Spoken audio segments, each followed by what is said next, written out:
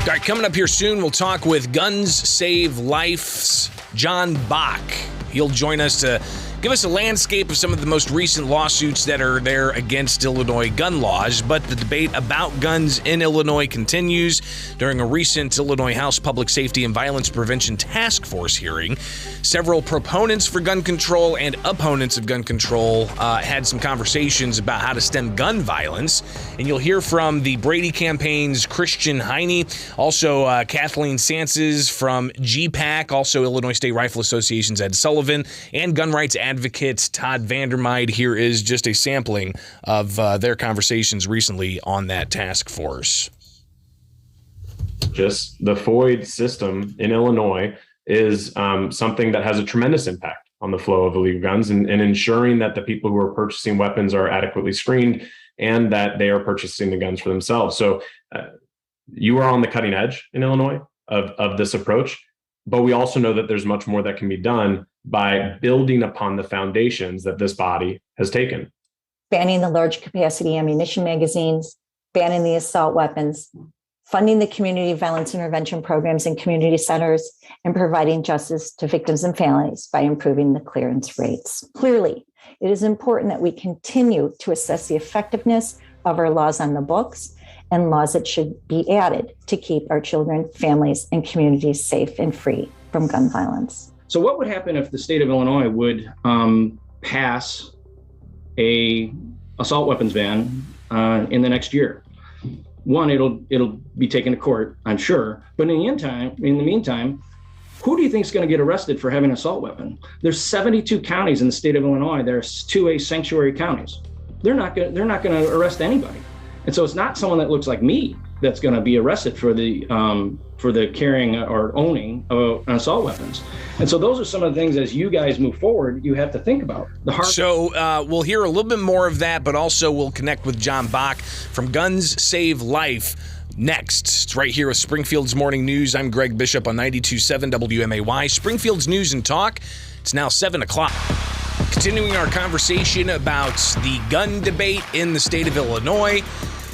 Last segment, we were reviewing some of the conversation from a recent task force about violence prevention, and it brought a variety of different advocacy groups together. You had the likes of GPAC and the Brady campaign testifying in front of the task force saying that more needs to be done to ban certain types of semi-automatic weapons and attachments, and also discussions about doing more to regulate the sale or the transfer of firearms, to track those particular sales, to compile more data about firearms. And again, this is all in the context of what to do about gun violence in the state of Illinois. So you had the gun control proponents there, but you also had those from the Illinois State Rifle Association and elsewhere that were testifying about the need to focus on other things other than just law-abiding gun owners. And in particular, we were listening to a few statements from Ed Sullivan from the Illinois State Rifle Association, and you'll also hear Todd Vandermeide, a gun rights advocate. Then after that, we're going to join John Bach from Guns Save Life. He will be with us live here in just moments with Springfield's Morning News. I'm Greg Bishop on 92.7 WMAY. Springfield's News and Talk, and you can always join us live and local. Just find us online, WMAY News on Facebook, or you can find me, Bishop on Air, Facebook, Twitter, Instagram, YouTube. Let's go ahead and hear a bit from Ed Sullivan, followed by Todd Vandermeide from last week's task force on reducing gun violence. So what would happen if the state of Illinois would pass a assault weapons ban in the next year? One, it'll be taken to court, I'm sure. But in the meantime, who do you think is going to get arrested for having an assault weapon? There's 72 counties in the state of Illinois. There's 2A sanctuary counties. They're not going to arrest anybody. And so it's not someone that looks like me that's going to be arrested for the carrying or owning of assault weapons. And so those are some of the things as you guys move forward, you have to think about. The hard work is fixing the underlying problem, the root cause of violence. And that's really something that we're standing ready to help with.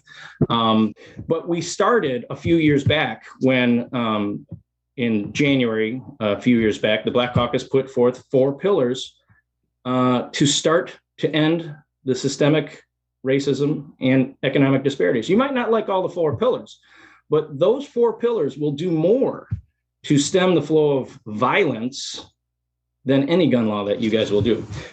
There's just a court case filed this week against the prohibition on people being able to carry a firearm in mass transit with their concealed carry license.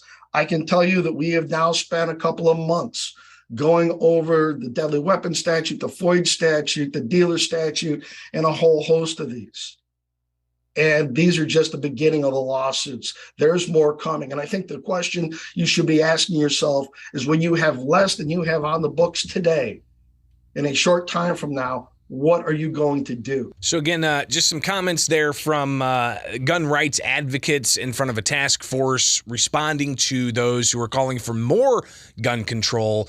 The advocates for gun rights are saying there's a lot of gun control measures being shot down by the courts, no pun intended, and there's more on the way. To talk a bit about more what could be on the way, John Boch, he is the executive director of Guns Save Life. John, thanks for taking time with us with WMAY. How you doing out there?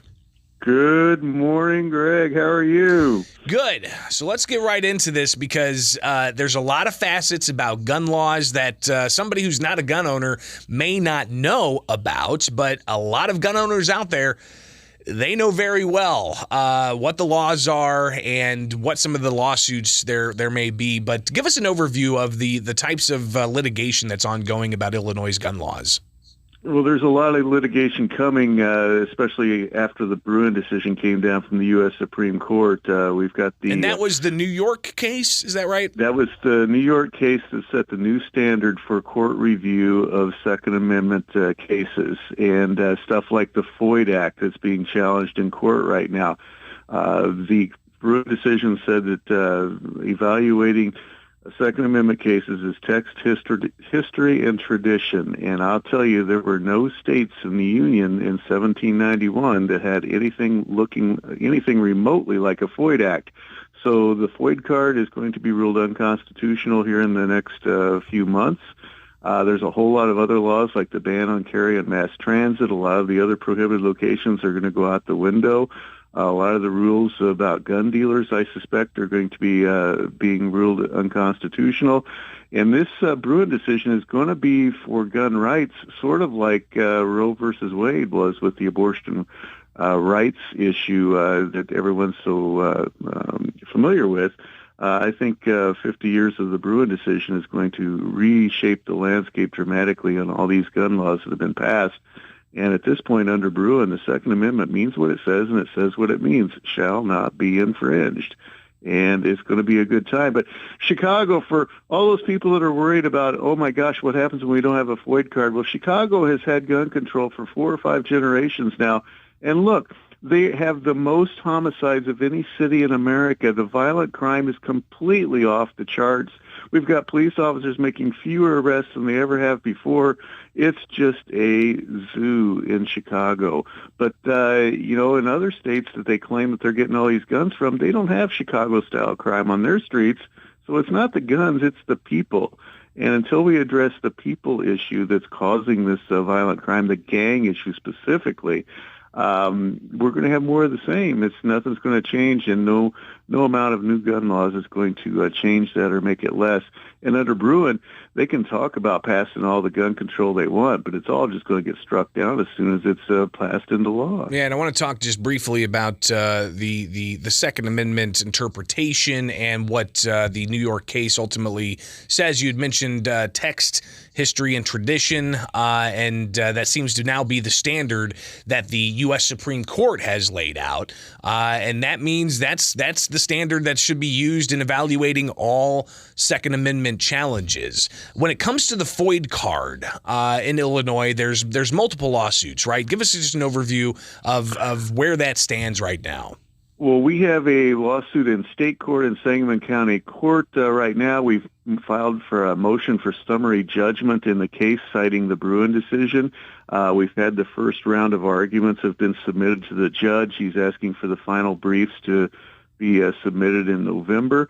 The Illinois State Rifle Association has a case in federal court that's very similar to ours.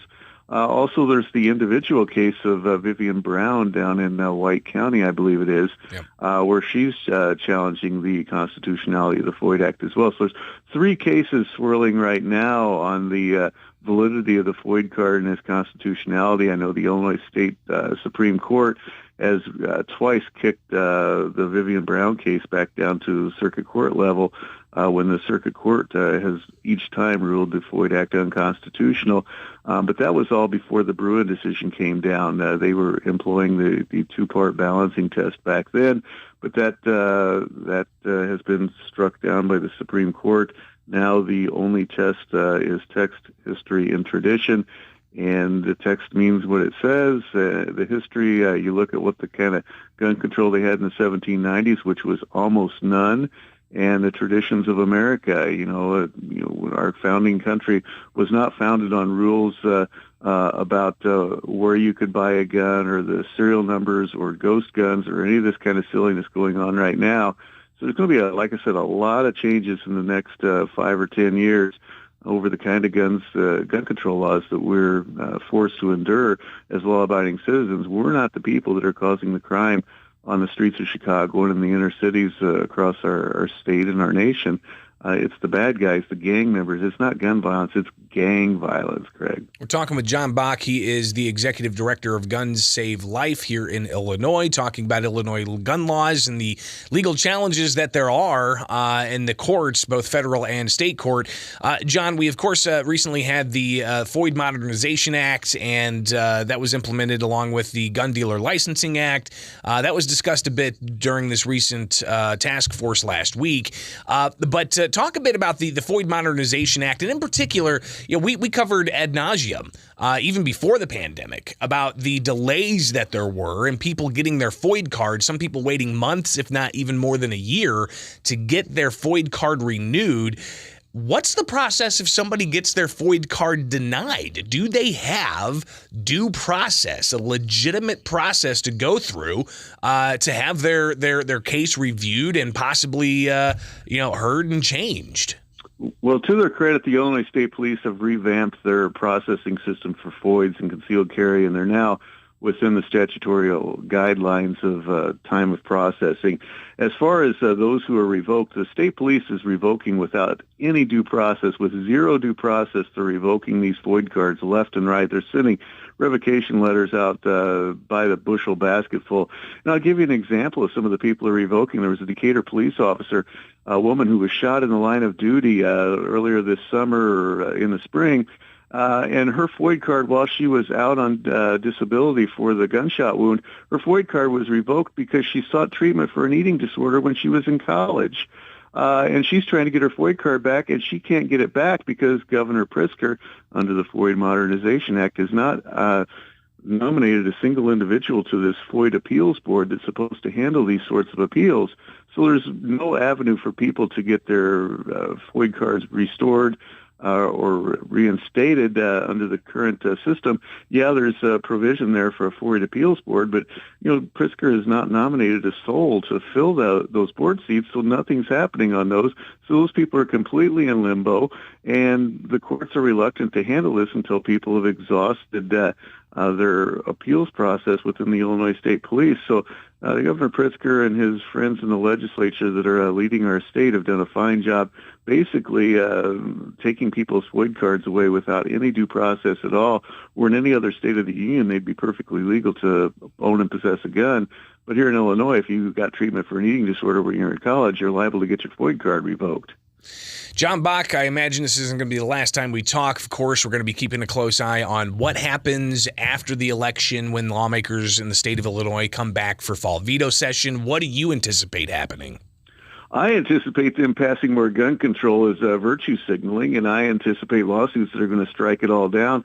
And then I think the marijuana dispensaries are going to completely run out of product as all these people go completely hysterical that these gun control laws have been struck down, and they need a little marijuana to cope with their hysteria. That's what I anticipate coming down the line, sir. Well, John, we'll definitely be talking again soon. Appreciate your time this morning. Be safe out there, all right? All right. Thanks, Greg. You take care. You too. It is spring.